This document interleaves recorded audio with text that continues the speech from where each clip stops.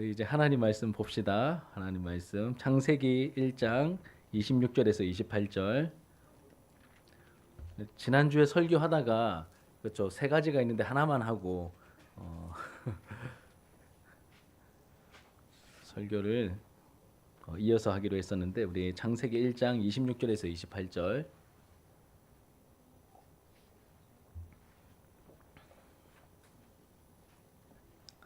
다 찾으셨습니까?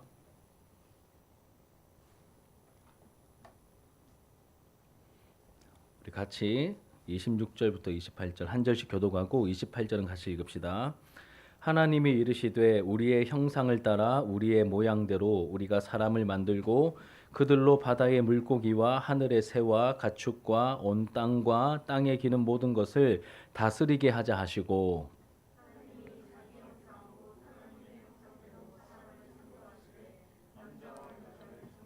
같이 읽읍시다. 하나님이 그들에게 복을 주시며 하나님이 그들에게 이르시되 생육하고 번성하여 땅에 충만하라. 땅을 정복하라. 바다의 물고기와 하늘의 새와 땅에 움직이는 모든 생물을 다스리라 하시니라. 아멘.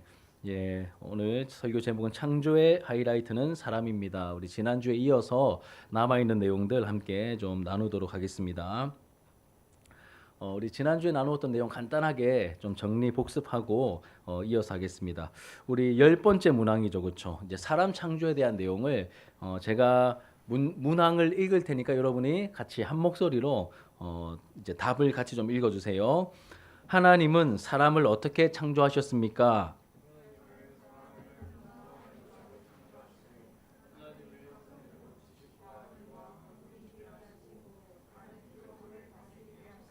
예, 우리 같이요. 같이 다시 한번 읽어봅시다. 시작. 하나님은 사람을 남자와 여자로 창조하시되 하나님의 형상대로 지식과 의와 거룩이 있게 하시고 다른 피조물을 다스리게 하셨습니다. 예, 아멘. 예, 성경이 말하는 사람 창조에 대해서 우리가 지난주에 일부분을 함께 나누었습니다. 자, 사람은 하나님의 형상으로 창조되었죠. 그렇죠? 하나님의 형상으로 사람이 창조되었습니다. 우리 26절 말씀 보면 이렇게 되어 있죠. 자, 집중해서 잘 보세요. 하나님이 이르시되 우리가 우리의 형상을 따라 우리의 모양대로 우리가 사람을 만들고 이제 우리라고 말합니다. 우리 지난번 배운 것처럼 삼위일체 하나님이시기 때문에 여기서 한 분이 아니라 최소 복수구나. 두 분 이상이구나. 그런데 삼위 하나님, 이 신성을 가지신 이 세 분 하나님이 우리의 이해를 넘어서는 이제 신비로운 사랑의 연합을 하고 계시기 때문에 우리가 세 분이다라고 말 안 하고 삼위일체로 존재하고 계신다. 이제 이런 내용을 살펴보았죠. 자, 그리고 우리가 읽었던 이 말씀, 우리의 형상과 우리의 모양이라고 할 때 이 말씀은 하나님을 닮은 특별한 존재로 창조되었다는 뜻입니다. 쉽게 말해서 사람은 동물들과 다릅니다. 다른 피조물들과도 달라요. 특별한 존재로서 사람이 창조되었다라는 뜻입니다. 조금 더 쉽게 이야기하면 하나님을 닮은 존재로 우리가 창조되었다는 뜻입니다. 여러분들은 인정하기 별로 이렇게 기분이 어떨지 모르겠지만 여러분들은 여러분들의 부모님을 많이 닮은 거 알고 있죠. 그렇죠? 예. 엄마를 닮든 아빠를 닮든 아니면 양쪽을 다 반반 닮았든 여러분들은 여러분들 부모님을 많이 닮아 있습니다. 우리도 마찬가지입니다. 우리를 만드신 하나님의 형상대로 창조되었다는 것은 우리가 하나님을 닮은 부분이 있다는 뜻이에요. 자, 그래서 이 하나님의 형상의 의미가 뭔지 이렇게 넓은 의미와 좁은 의미가 있다. 이렇게 얘기했죠. 그렇죠? 넓은 의미가 뭐였죠? 지정의 인격을 가진 존재가 우리 사람이고 이제 이 부분이 하나님을 닮아 있다. 이렇게 인격을 가진. 그래서 얘들아 하나님이 눈에 안 보이지만 인격을 가지신 살아계신 하나님이시거든. 그러니까 인격을 가진 존재에 결정적인 특징이 있습니다. 뭐냐면 내가 만약에 앞에 있는 우리 예원이 사람이잖아, 그렇지? 예원이에게 뭐가 있을까요? 인격이 있겠지, 그렇지? 인격이 있잖아. 그런데 인격이 있기 때문에 인격 대 인격이 만났는데 내가 만약에 예원이한테 막 너무 함부로 대하거나 막 무시하면 예원이 마음이 어떨까요? 어떨까요? 예, 기분 완전 그냥 나쁘다 그러면 착한 학생, 이제 기분 더러워요 이러면 좀 여하튼 기분이 나쁘거나 더럽거나 그렇겠죠, 그렇죠? 그래서 인격적인 이제 인격을 가진 존재는 무시를 당하면 그 자리에 있기 싫어요. 예. 이제 인격을 가진 사람의 특징입니다. 인격을 가진 존재의 특징이야. 넓은 의미에서의 하나님의 형상은 이렇게 이제 지식과 이제 지성과 감정과 의지를 가진 이런 인격을 가진 존재라는 뜻이다. 이거를 우리가 살펴보았고, 이 좁은 의미에서의 하나님의 형상은 뭐였죠? 좁은 의미에서의 하나님의 형상, 지식과 거룩과 의와 거룩합니다. 이렇게 배웠었는데 지금 아무도 기억하는 사람이 없는 것 같아요. 자, 하나님은 태초에 사람을 창조하셨는데 그 죄를 짓기 전에 사람은 어떻습니까? 뭐가 있었다고요? 지식이 있었고 그리고 의가 있었고 그다음에 거룩함이 있었다. 근데 이 지식의 뜻이 뭐냐면 하나님을 바르게 아는 지식이야. 그냥 아무거나 지식이 아니라 하나님을 바르게 아는 지식이 있었다. 그리고 의는 뭘까요? 하나님께 바르게 순종할 수 있는 의가 있었다. 거룩은 뭘까요? 하나님과 바른 관계를 맺을 수 있는 그 거룩함을 아담에게 주셨어요. 그래서 이 지식과 의와 거룩함이 있었는데 죄를 지으면서 이 좁은 의미의 하나님의 형상이 어떻게 되었다고요? 파괴되었어. 파괴되었습니다. 뭐 잃어버렸다라고 말하기도 하고 파괴되었다라고도 말합니다. 그래서 성경을 읽어보면 하나님의 형상인 우리가 하나님의 형상을 잃어버렸다라고 말하는 부분도 있고 우리가 죄를 지었음에도 불구하고 또 여전히 하나님의 형상이라고 말하는 부분도 있어. 그럼 이걸 어떻게 해결해야 될까요? 어떻게 해결해야 될까? 지난주에 얘기했듯이 간단하게 정리하면 우리가 죄를 지었을 때 파괴되거나 잃어버린 하나님의 형상은 뭘까? 좁은 의미의 하나님의 형상. 그래서 뭐라고요? 지식과 의와 거룩은 우리가 하나님과 바른 관계를 맺을 수 있는 이 지식과 의와 거룩, 좁은 의미의 하나님의 형상은 우리가 파괴되었어요. 잃어버렸어. 뭐 죽었다고 말해도 돼. 그런데 뭐가 남아 있습니까? 넓은 의미의 하나님의 형상, 인격적인 존재로서의 하나님의 형상은 아직 남아 있는 거야. 그래서 하나님과의 관계는 파괴되었지만 여전히 남아 있는 인격을 가진 존재로. 그러니까 우리가 죄를 지었다고 해서 뭐 지성 자체가 다 없어지거나 우리의 의지가 없거나 이런 건 아니잖아, 그렇지? 그래서 좁은 의미의 하나님의 형상은 파괴되었지만 우리 넓은 의미의 하나님의 형상은 남아 있고 그리고 이 파괴된 하나님과 하나님의 형상, 다시 말하면 이 하나님의 형상이 파괴되었다는 것은 하나님과의 관계가 깨어졌다는 거잖아. 맞습니까? 아까 지식이 뭐라고 했죠? 하나님을 저를 좀 보세요. 지식은 뭐예요? 나를 보세요. 지식은 뭐라고요? 하나님을 바르게 아는 지식. 그리고 의는 하나님께 순종할 수 있는 의. 그리고 거룩은 뭐라고 했죠? 하나님과 바른 관계를 맺을 수 있는 거룩함이라고 했잖아. 이 세 가지를 가지고 우리가 뭘 할 수 있냐면 하나님과 바른 관계 속에서 하나님을 바르게 예배할 수 있는 그런 존재란 뜻이야. 그런데 죄를 지으면서 이 하나님과 바른 관계를 맺고 하나님과 교제하고 예배할 수 있는 이 능력과 이 모든 것들을 이게 잃어버리거나 다 망가졌기 때문에 이거를 하나님의 형상을 잃어버렸다는 것은 하나님과의 관계가 문제가 생겼다는 거죠, 그렇죠? 아유, 설명이 이렇게 잘 안 되냐? 이해하겠어요? 네, 이 좁은 의미의 하나님의 형상을 우리가 잃어버렸다는 것은 하나님과의 관계에 문제가 생겼다는 뜻입니다. 그러면 하나님과 관계에 문제가 생겼는데 우리 힘으로 이것을 다시 회복시킬 수 있나요? 성경은 그렇게 말하지 않죠. 우리는 그런 능력이 없어요. 이제 하나님과 우리 사이에 죄 때문에 파괴된 하나님의 형상 혹은 하나님과의 관계를 다시 회복시켜주기 위해서 오신 분이 누굴까요? 그분이 예수님. 예수님을 믿으면 하나님과의 관계가 회복이 되고 다시 말하면 우리가 잃어버린 하나님의 좁은 의미의 형상이 다시 복구가 된다. 다시 회복이 된다. 이렇게 설명할 수 있겠습니다. 이게 구원이다. 이렇게 설명할 수 있겠습니다. 자, 그러면 이 부분 더 얘기하면 더 헷갈릴 것 같으니까 자, 두 번째로 넘어갑시다. 두 번째. 자, 사람은 뭐로 창조되었나요? 남자와 여자로 창조되었습니다. 남자와 여자로 창조되었습니다. 중간 단계가 있을까요? 없을까요? 남자도 여자도 아닌 존재는 없습니다. 남자 아니면 여자예요. 자, 27절 말씀 같이 읽어봅시다. 27절 시작.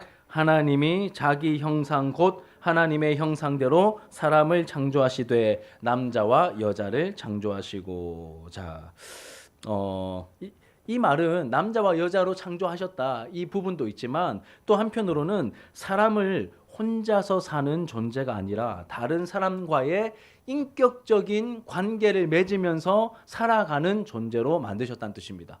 그러니 사람은 혼자 살 수 없어요. 사람이 혼자 있다 보면 어떻게 될까? 사람이 혼자 있다 보면 쓸쓸해지죠. 그렇죠? 이 쓸쓸해짐이 계속 이렇게 더해져 가면 어떻게 될까요? 정신적으로 문제가 생기겠죠. 이 사람이 이상해집니다. 그래서 감옥 같은 데 가면 가장 큰 형벌이 뭘까요? 뭐 이렇게 사형 같은 거 시키기 전에 어디 가둡니까? 독방에 가두잖아. 혼자 있는 게 굉장히 사람은 누군가 함께 있어야 제대로 살 수 있는 존재인데 혼자 놔두면 그 사람이 이상해지는 거죠. 이상해집니다. 하나님께서는 사람을 남자와 여자로 만드셨는데 이 말은 다른 말로 하면 서로 교제하는 존재로서 그렇게 사람을 만드셨다는 겁니다. 자, 남자와 여자로 창조하신 것. 그리고 하나님께서 세상을 만드실 때마다 하나님께서 반복해서 말씀하신 내용이 있습니다. 혹시 아는 사람? 하늘을 만드시고 혹은 땅을 만드시고 동물들을 만드시고 다 뭐라고 하셨죠? 보시기에 좋았더라. 그런데 성경을 읽어보면 아담이 홀로 있는 것을 하나님께서 보시기에 좋지 않았어요. 예. 다른 건 다 보기 좋았는데 뭐가 하나 안 좋았다고요? 아담이 혼자 있는 것은 보시기에 좋지 않았습니다. 그래서 이제 짝지를 만들어 주시죠. 이제 여자 하와를 만들어서 아담과 하와를 이렇게 연결시켜 주십니다.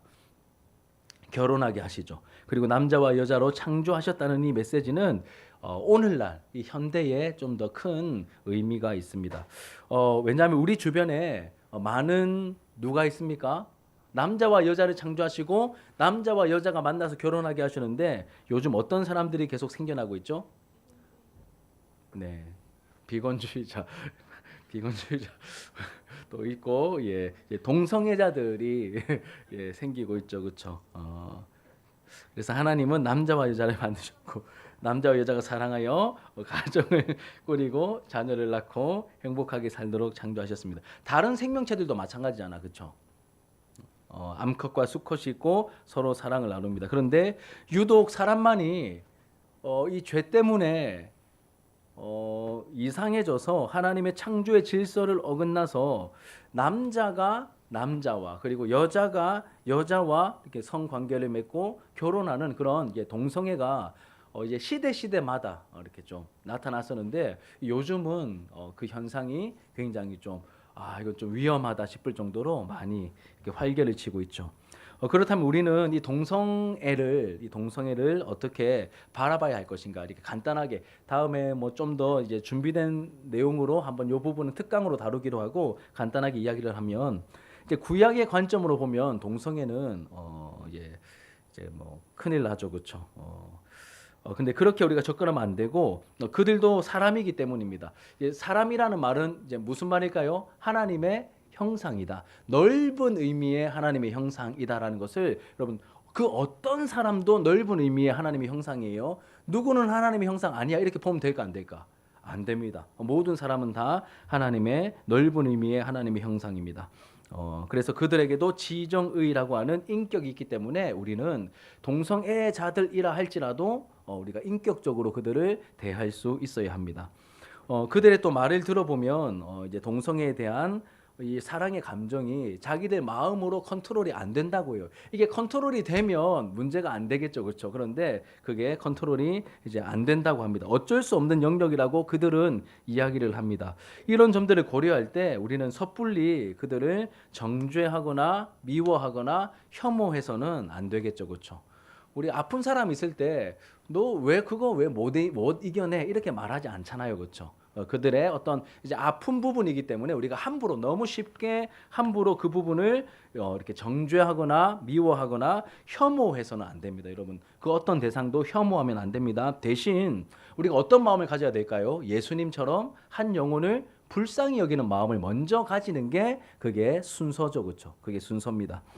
그래서 우리는 이런 태도를 가져야 할 것 같습니다. 그들도 사람이기 때문에 그들의 어떤 이 정신적인 질병으로 이해하고 정신적인 질병을 이해해 주어야 할 측면이 있습니다. 하지만 우리는 이 진리라고 하는 하나님의 말씀을 따르는 사람들이기 때문에 그들의 아픔과 고통은 우리가 이해하지만 아픔과 고통은 사람이기 때문에 우리가 이해해야 되죠. 이해하지만 결코 이 동성 간의 결합을 우리가 진리에서 금하고 있는 것이기 때문에 인정할 수는 없는 노릇이죠. 그렇죠? 이 부분은 우리가 분명히 해야 됩니다.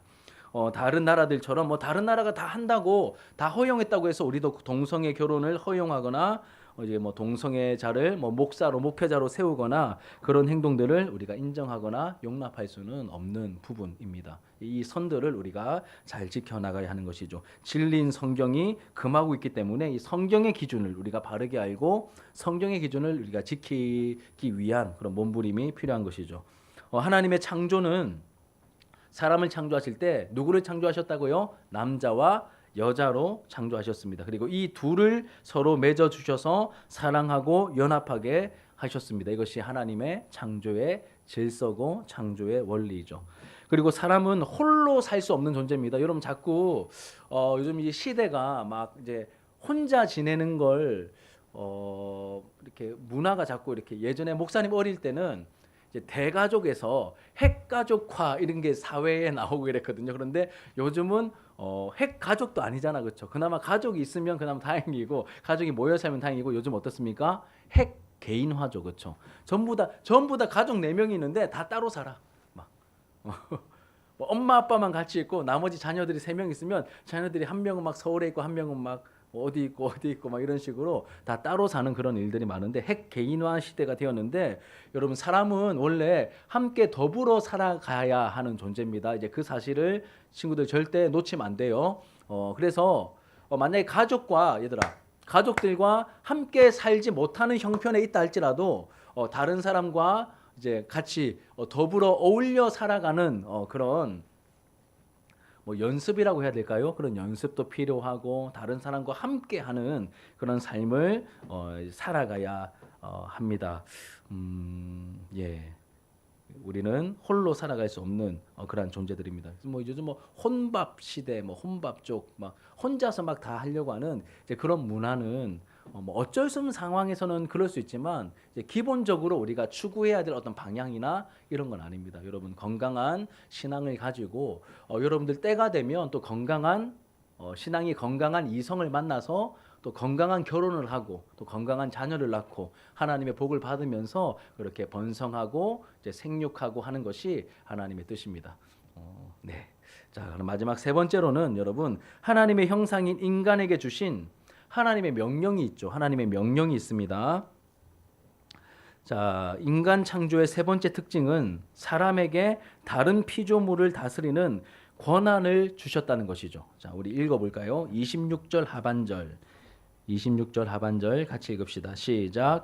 그들로 바다의 물고기와 하늘의 새와 가축과 온 땅과 땅에 기는 모든 것을 다스리게 하자 하시고, 예. 하나님께서 사람을 창조하신 다음에 이제 모든 다른 생물들을 뭐 하게 하십니까?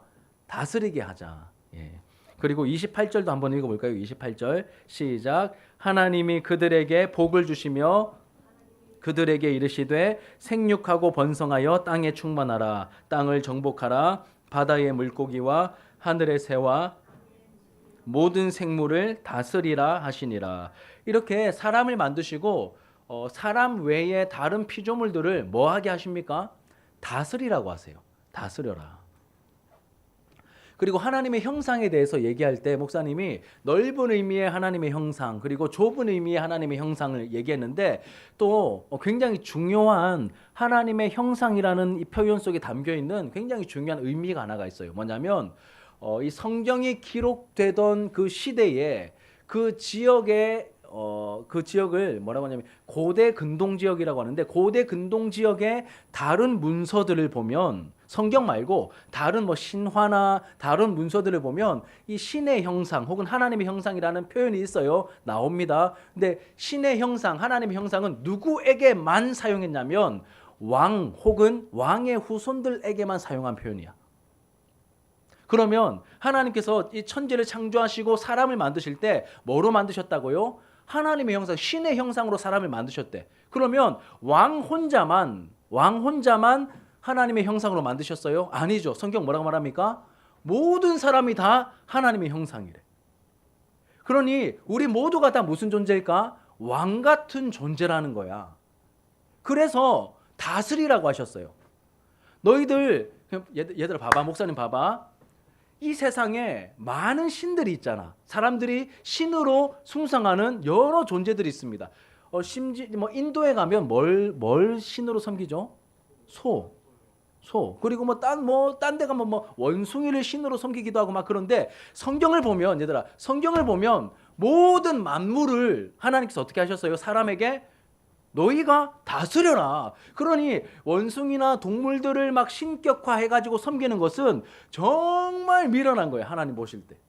그러니까 진리를 모르는 사람들이 하는 행동. 그런데 진리를 알게 되었다면 창조가 무엇이고 창조의 주인이 누구인지, 그리고 그 창조의 주인께서 사람을 하나님의 형상, 그러니까 왕적인 존재로 세우셨고, 그리고 하나님이 창조하신 이 창조 세계를 다스리게 하시는 그 명령을 받은 존재로서 사람을 만드셨다는 것을 우리가 알았다면 이제는 엉뚱한 데 가서 막 내가 막 이렇게 막 빌고 이러면 안 돼요.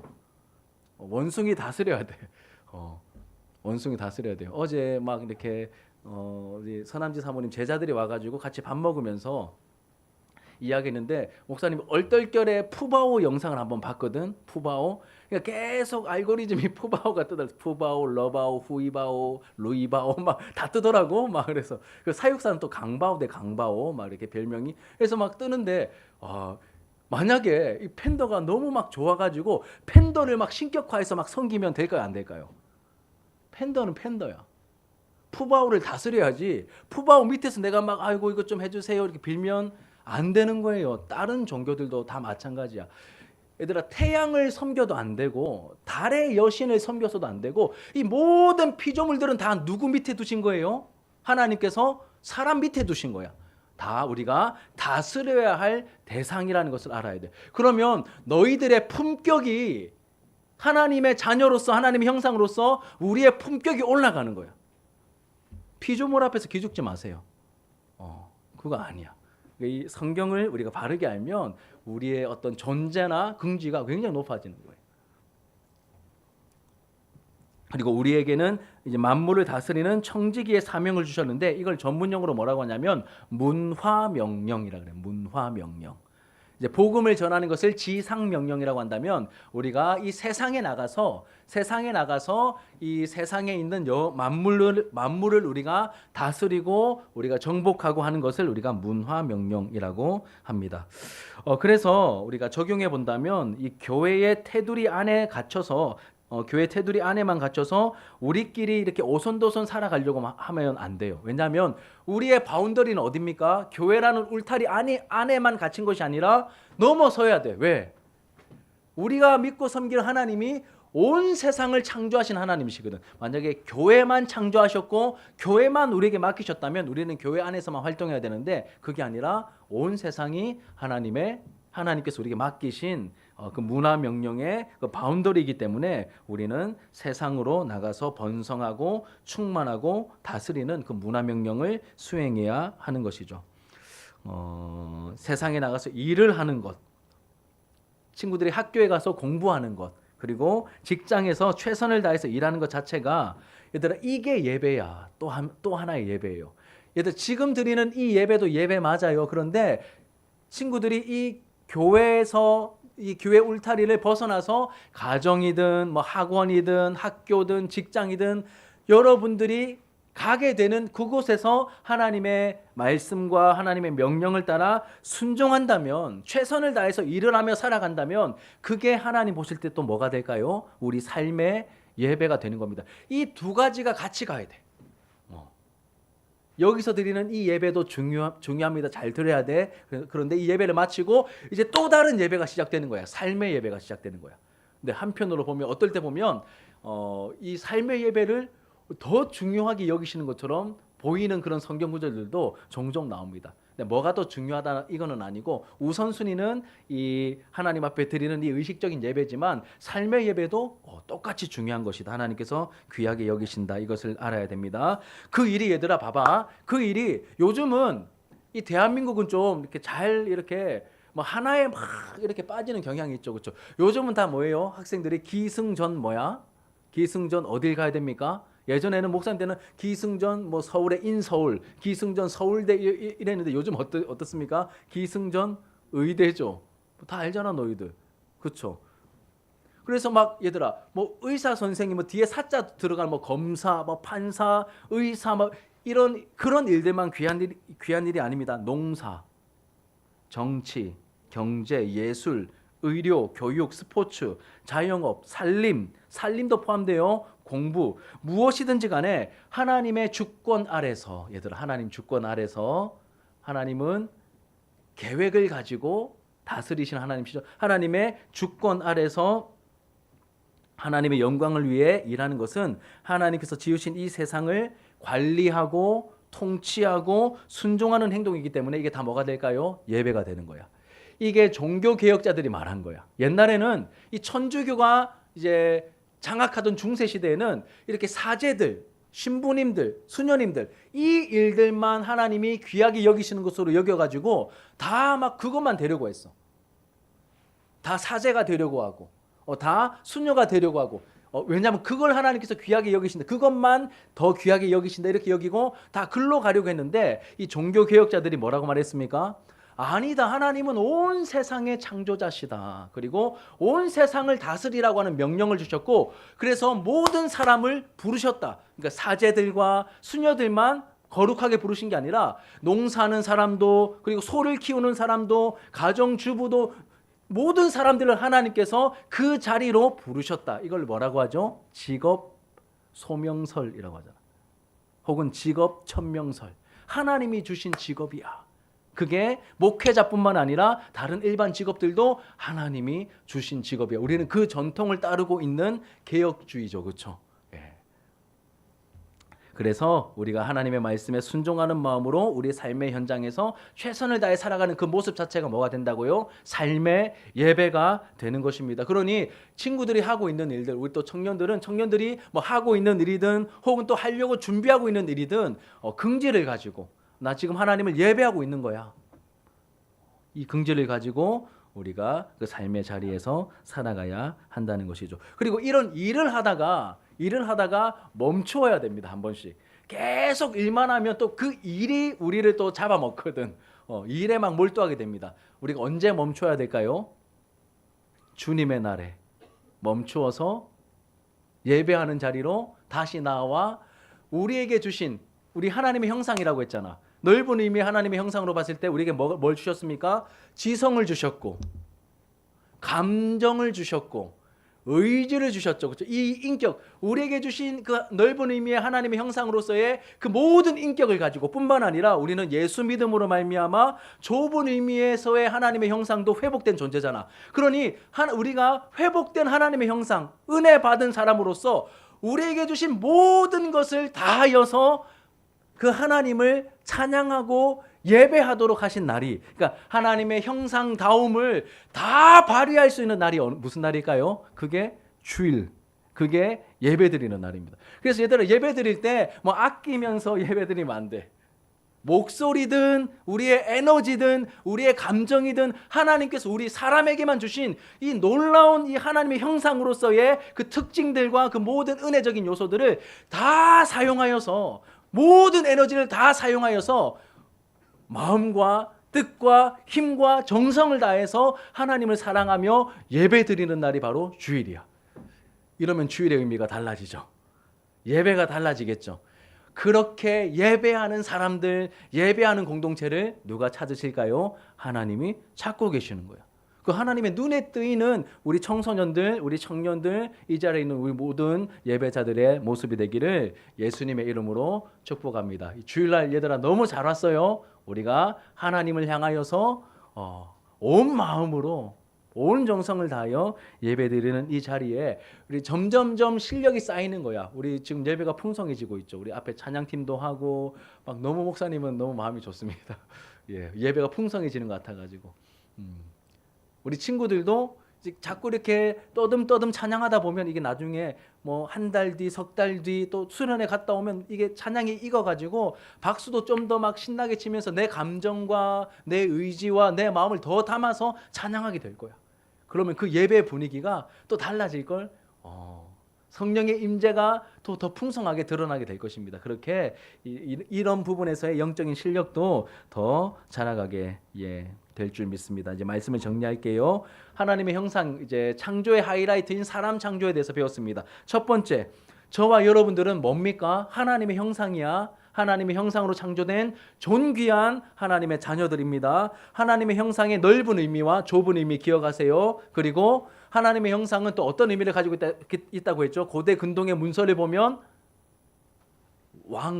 왕에게만 사용하던 그 표현이다. 그래서 우리를 왕 같은 존재로서 우리를 창조하셨고 그렇게 대하고 계신다. 두 번째로는 뭐로 창조하셨습니까? 남자와 여자로 창조하셨다.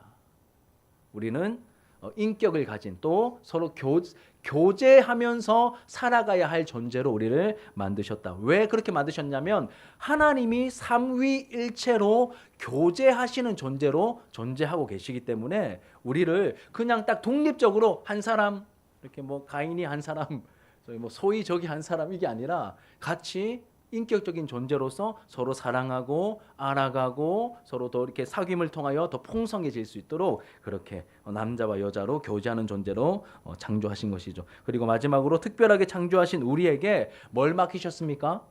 사명을 맡기셨다. 예. 그 명령이 무슨 명령이라고요? 문화 명령을 우리에게 주셨고 그 문화 명령을 실천하는 그 영역은 중요하지 않습니다. 누가 나를 보고 계시는가? 누가 나를 보고 계시는가? 그 하나님 앞에서 우리가 행동할 때 이 삶의 자리에서 우리가 하는 그 일들이 뭐가 된다고요? 이게 예배가 된다.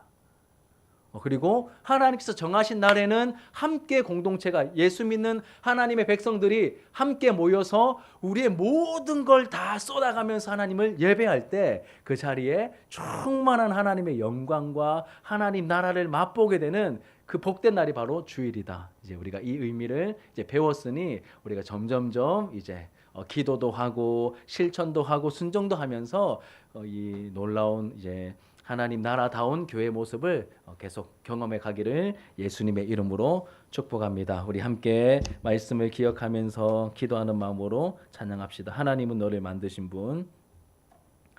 네, 좀 쳐주세요. 우리 하연 자매가 좀 쳐주세요.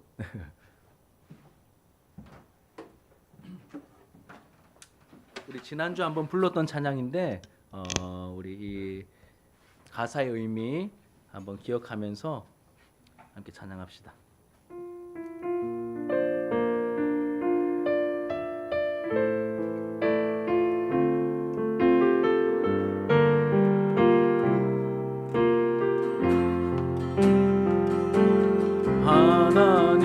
하나님은 너를 만드신 분, 너를 가장 많이 알고 계시며 하나님은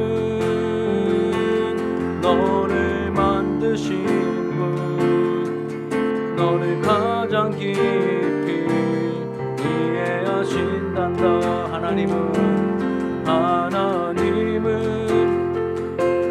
너를 맡기시는 분, 너를 절대 포기하지 않으며 하나님은 너를 지키시는 분, 너를 지키신 분, 너를 쉬지 않고 지켜보신단다. 그의 생각 셀 수 없고 그의 자비 무궁하며 그의 성실 날마다 새롭고 그의 사랑 끝이 없단다. 하나님은 2절 하나님은 너를 원하시는 분, 너를 원하시는 원하신 아멘. 이 세상 그 무엇 그 누구보다 하나님은 너를 원하시는 분 너와 같이 있고 싶어 하신단다.